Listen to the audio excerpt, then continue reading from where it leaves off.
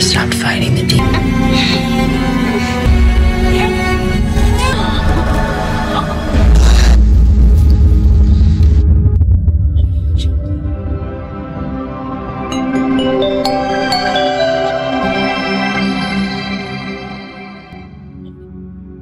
Halo sobat semuanya, kali ini kita akan membahas alur cerita film yang berjudul Pray for the Devil tahun 2022.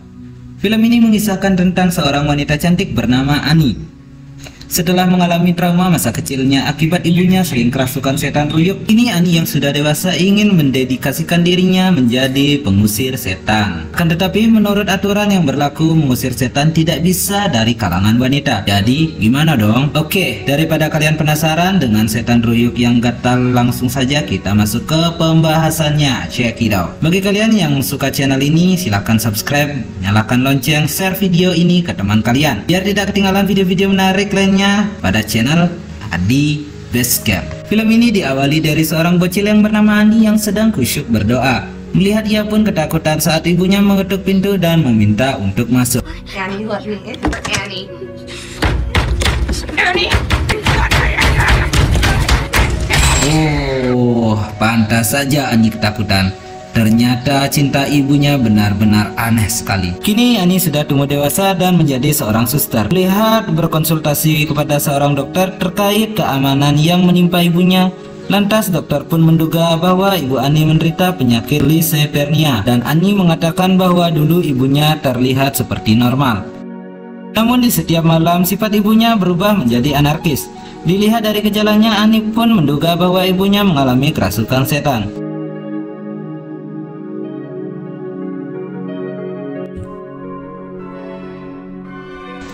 Diceritakan pada tahun 1835, Vatikan resmi mendirikan sekolah pengusiran setan di Roma untuk mengantisipasi orang-orang yang kerasukan setan. Namun di tahun 2018, kasus kerasukan setan semakin meluas terjadi, dan hasilnya Vatikan membuka cabang sekolah pengusiran setan di berbagai negara di dunia. Kemudian scene beralih diperlihatkan sekolah pengusiran setan yang didirikan di Amerika. Lalu Annie yang baru tiba dengan basah kuyup langsung absen dan segera masuk kelas. Singkat waktu, Annie yang berada di kelas mempelajari sejarah kerasukan yang terjadi di dunia. Dan uniknya dokter yang menjadi konsultan ini juga mengajar di sana. Si dokter pun juga menjelaskan bahwa semua pasien yang berada di tempat ini belum tentu divonis kerasukan. Mereka harus menjalankan berbagai tes medis agar benar-benar dinyatakan berdasarkan hasil. Mendengar hal itu membuat Annie semakin tertarik di dunia medis dan persetanan. Hingga setelah pelajaran usai, Annie pun segera praktek lapangan untuk mengurusi pasien-pasien yang dikarantina. And psychological. Yeah.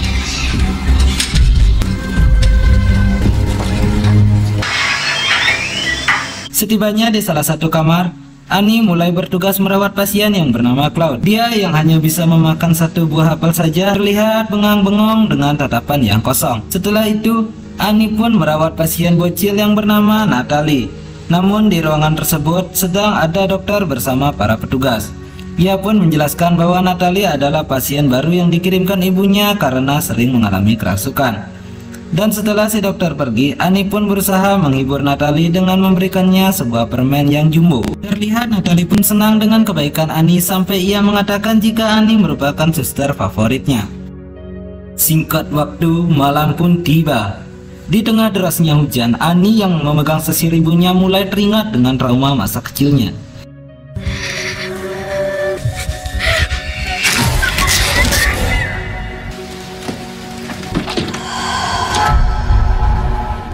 Aneh sekali, tiba-tiba ada bayangan Natalie terlihat di kamar Annie. Di tengah rasa heran, Annie melihat bayangan berdiri di balik pintu.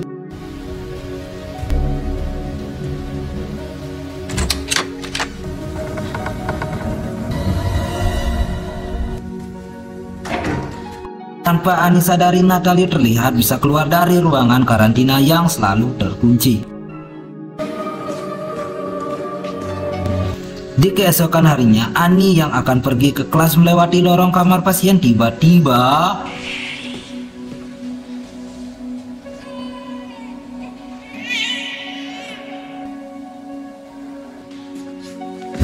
sontak Annie kaget saat melihat Natalie muncul di hadapannya.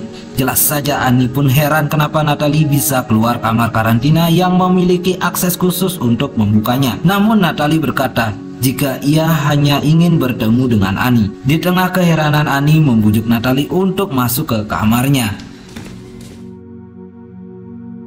Beberapa saat kemudian, Annie yang akan kembali ke asrama lagi-lagi mendengar bisikan aneh. Tak cuma itu, Annie pun seakan-akan dituntun untuk masuk ke kelas khusus pengusiran setan.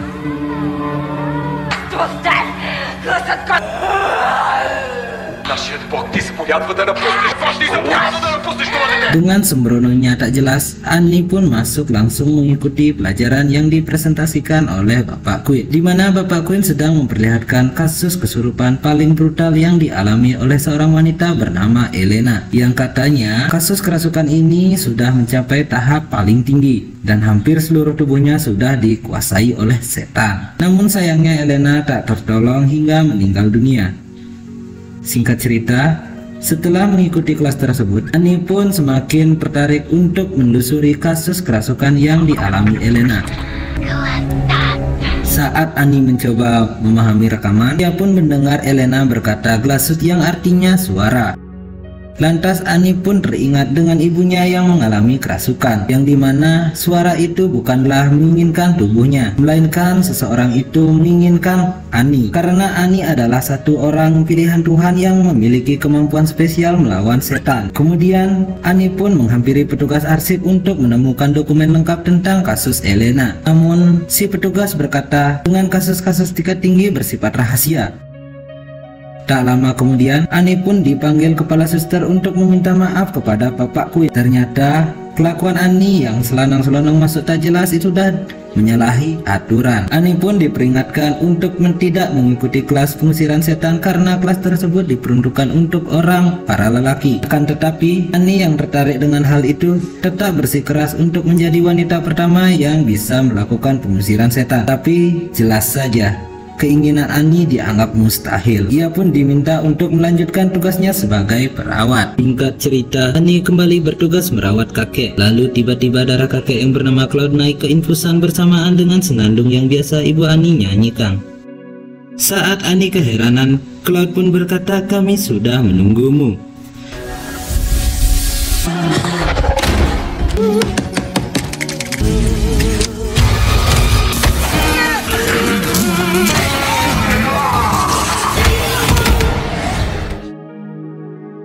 Beberapa saat kemudian, kepala sekolah yang mendapat laporan dengan kejadian tadi merasa yakin bahwa iblis itu memang sedang mengincar Annie. Karena dilihat dari kemampuannya, sepertinya Annie memiliki kekuatan spesial dalam pengusiran setan. Lantas Bapak Quinn berkata ingin berniat untuk mengajari dan melatih Annie ilmu pengusiran setan. Meski kepala suster menentangnya, tetapi Bapak Quinn yakin Annie beda dari suster lainnya. Singkat waktu, Annie yang sudah mendapat izin berjalan dengan gagah yang mengikuti kelas pengusiran setan. Jelas saja, para siswa semua laki-laki merasa heran saat Annie mengikuti pelajaran. Di tengah rasa bangga yang aneh rasakan, Bapak Quinn langsung meminta kelompok pertama untuk pergi ke ruang observasi setan kelas atas.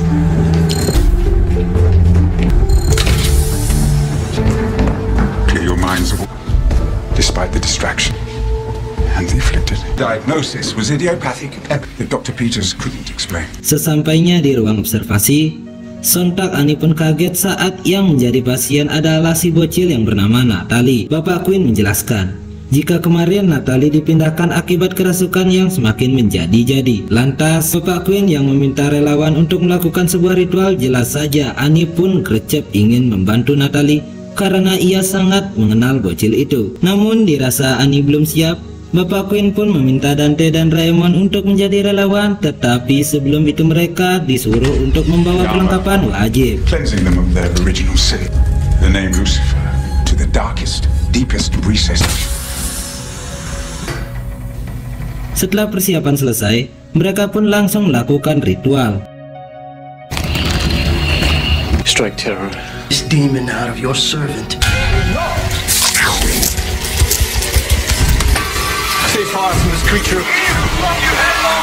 Bagaikan cicak yang kehilangan jati dirinya melihat tokek, setan yang merasuki Natalie mulai melakukan perlawanan. It is he who commands you into the depths of hell!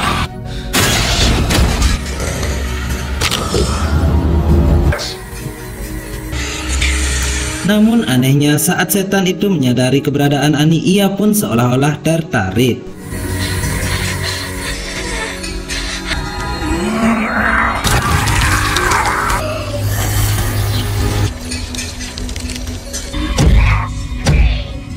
Dirasa situasi semakin parah, Bapak Quinn pun masuk untuk membantu Dante dan juga Raymond. This devil's powers are the incarnation. Bagaikan belut secepat itu, Annie meleset ke kolong meja. Lalu tiba-tiba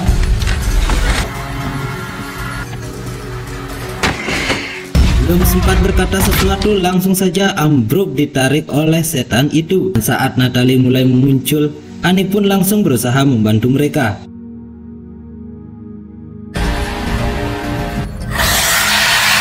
Natalie, can you hear me? I'm here with you.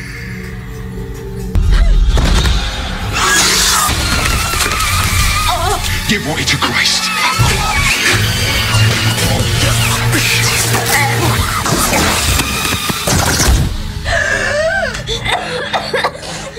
Untung saja combo doa si Annie dan Bapak Quinn Natalie sementara terselamatkan. Namun Dante heran dengan gambar yang dibuat Natalie. Singkat waktu, setelah berhasil melakukan ritual, mereka pun merayakan dengan cara minum minuman keras seperti batu. Dante dan Raymond merasa tertolong saat Annie datang membantunya. Lalu tiba-tiba Dante teringat dengan adiknya yang bernama Emilia sambil membawa gambar buatan Natalie. Ia pun mengungkapkan bahwa adiknya adalah korban curhat yang tak tanggung jawab, hingga adiknya pun mengalami hal-hal yang aneh seperti kerasukan setan. Namun ia pun belum yakin akan hal itu. Di keesokan harinya, Annie ingin mengetahui keadaan Natalie, kembali bertanya kepada Bapak Quinn. Lantas Bapak Quinn pun mengatakan walaupun ritual berhasil dilakukan, namun Natalie tak sepenuhnya dibersihkan. Dan jika kerasukan Natalie semakin menjadi-jadi, Natalie pun akan dipindahkan. Karena terlihat dari kondisinya, kerasukan Natalie termasuk kerasukan tingkat tinggi sama seperti Elena. Salah-salah, Natalie bisa meninggal dunia. Meskipun Annie berniat untuk menolongnya, akan tetapi Bapak Quinn melarangnya. Karena untuk kasus tingkat tinggi hanya bisa dilakukan oleh orang yang terampil di Vatikan. Di malam harinya, Annie yang berniat untuk menolong Natalie mulai menelaah catatan-catatan dari semua korban kerasukan setan yang pernah terjadi. Beberapa saat kemudian, Annie pun mulai bekerja sama dengan Dante untuk bisa menyusup ke ruangan arsip. Di ruangan arsip, Annie pun mulai mempelajari orang-orang yang termasuk dalam kategori kerasukan dalam tingkat tinggi, dan diantaranya sudah dipindahkan ke Vatikan. Terlihat orang-orang yang mengalami itu kebanyakan tak terselamatkan. Hingga akhirnya Annie pun menemukan kasus yang menimpa seorang wanita yang bernama Mila, di mana Mila adalah orang yang termasuk kerasukan tingkat tinggi mampu dinyatakan sembuh. Rasa penasaran, Annie pun mulai memutar rekaman dari kasus penanggalan Mila. I didn't wait for anything. I kept hearing those. Sangat mengerikan sekali. Menurut keterangan Mila yang mengalami rasa bersalah karena kerasukan sampai ia merasa malu dan bersalah. Sampai-sampai ia melakukan diskon nyawa.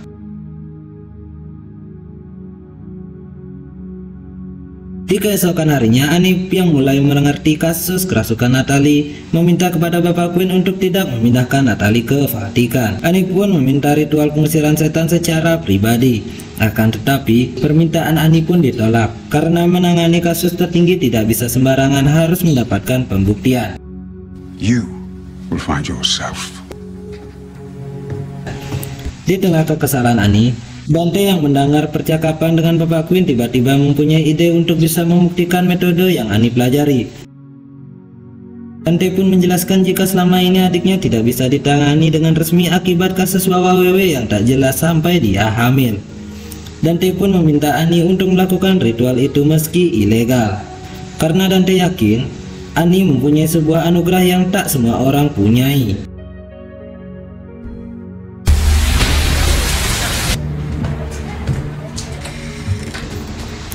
Setibanya di kamar Emilia, Annie dan Dante yang sudah siap dengan semua peralatan tempur langsung menetapkan diri untuk melakukan ritual.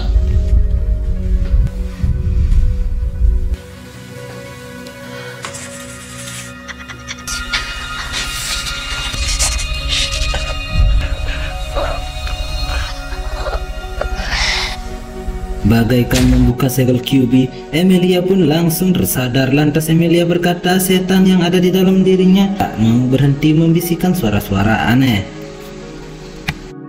Dan saat Dante mulai membacakan doa, tiba-tiba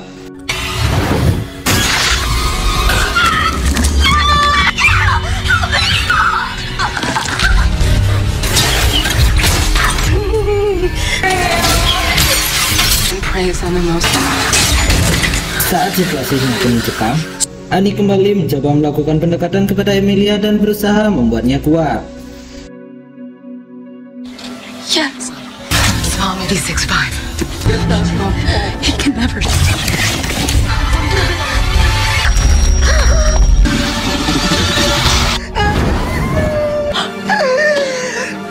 Akhirnya setelah usaha yang Annie lakukan, Annie pun menyadarkan Emilia sudah membebaskan diri dari pengaruh setan.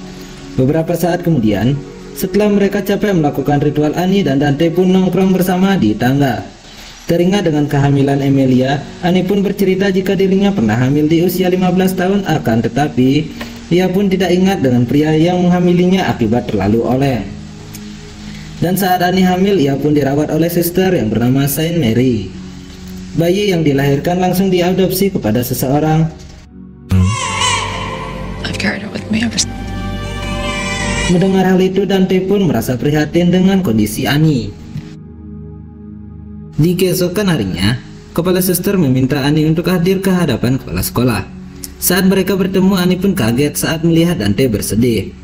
Lalu sang kepala sekolah memberitahu jika ia mendapat laporan kematian Emilia yang melakukan bunuh diri setelah melakukan ritual pengusiran setan. Sontak Annie pun kaget, syok parah. Kenapa itu bisa terjadi? Padahal Annie yakin kalau Emilia sudah terbebas dari setan. Namun Bapak Quinn menjelaskan jika setan memiliki banyak tipu daya yang mampu membuat manusia merasa menang.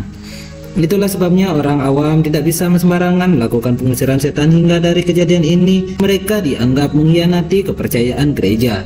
Meski Dante berusaha membela Annie, namun Annie yang merasa bersalah memilih untuk mengundurkan diri dan akan kembali panti Saint Mary. Singkat cerita, saatnya tiba di Saint Mary, Annie pun kembali beraktivitas seala kadarnya.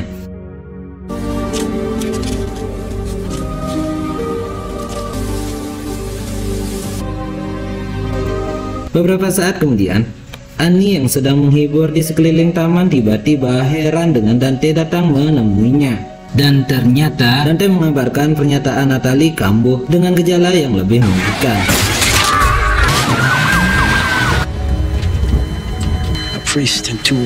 Dante pun menjelaskan kejadian ini sampai menyebabkan 2 menteri dan 1 pendeta tewas. Dari kejadian tersebut, Natalie pun sudah tidak punya waktu untuk dipindahkan ke Vatikan. Alhasil, Natalie pun dibawa untuk melakukan ritual pengusiran setan. Namun Annie pun heran kenapa Dante bela-belain datang untuk memberitahunya. Padahal Annie sudah tidak lagi bertugas untuk gereja dan sekolah. Dikira datang untuk modus, Dante pun menunjukkan sebuah kalung salib yang ditunjukkan untuk Annie. Melihat kalung itu, tiba-tiba Annie teringat pada bayinya dulu, di mana saat si bayi akan diadopsikan, Annie menitipkan kalung di tangan si bayi. Dan Annie pun kini menyadari jika selama ini Natalie adalah putri kandungnya. Dirasa setan itu memanfaatkan Natalie, Annie yang tidak ingin anaknya menderita langsung merencanakan sesuatu untuk menyelamatkan putrinya. Di malam harinya, Annie bersama Dante menyusup ke ruangan untuk bisa menyelamatkan Natalie.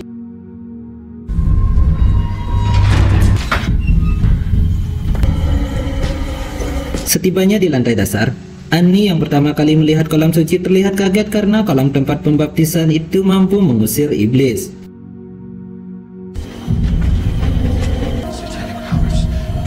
Setibanya di sel, Natalie Raymond yang sedang membacakan doa langsung menghadang mereka.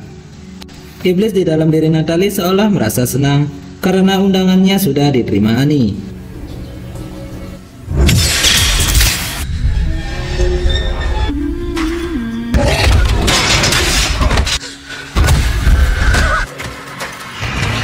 Melihat Raymond yang terpental jauh, mereka pun segera mencarinya, tetapi malang sekali. Raymond yang terpental mencium tembok terlalu keras sampai dia meninggal. Melihat kelakuan iblis yang semakin brutal, Annie pun terlihat sudah muak.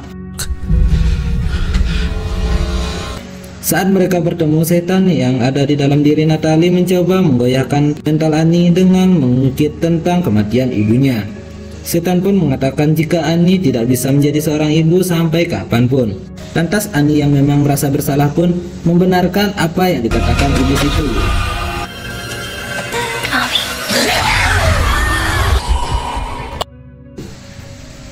Ternyata Annie membiarkan setan itu merasuk untuk membebaskan Natalie. Dan saat Dante menolong Natalie, tiba-tiba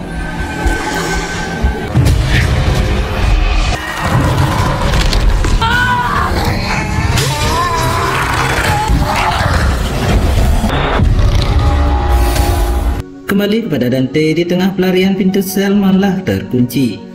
Hingga Natalie yang baru sadar pun menyuruh Dante untuk bersembunyi di suatu tempat. Hingga setelah Natalie pergi, Annie yang sepenuhnya dirasuki setan mulai mencari-cari mereka.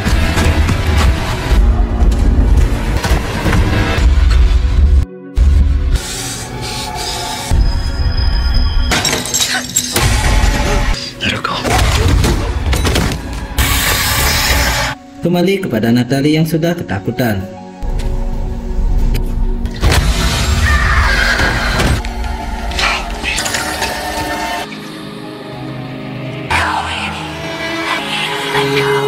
My mother never stopped fighting the demon.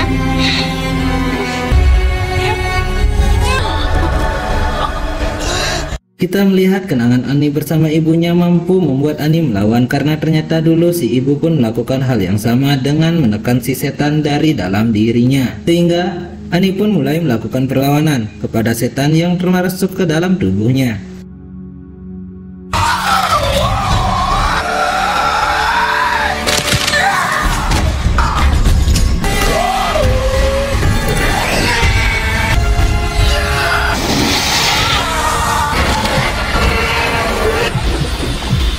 Di dalam kolam suci, Annie dengan segala kenangan indah berusaha melepaskan setan yang ada di dalam dirinya.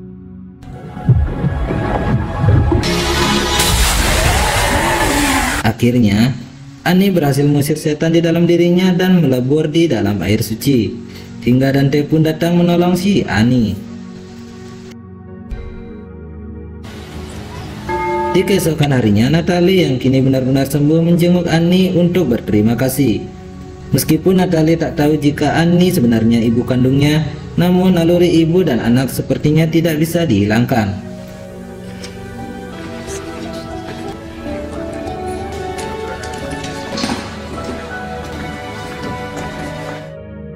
Singkat cerita, keberhasilan Annie telah menangani kasus kerasukan Natalie membuatnya mendapatkan pengakuan dari kepala sekolah. Hingga Annie pun diberikan beasiswa untuk belajar langsung di Vatikan. Dan jelas saja, Annie pun menerimanya dengan senang hati. Tentunya mereka pun bangga karena kejadian pengusiran setan oleh seorang wanita sangat garang sekali. Beberapa saat kemudian, Annie yang akan diberikan nasihat terakhir oleh Bapak Quinn, di mana Annie harus selalu berhati-hati. Karena setelah Annie mengenal iblis, maka iblis pun akan mengenalinya.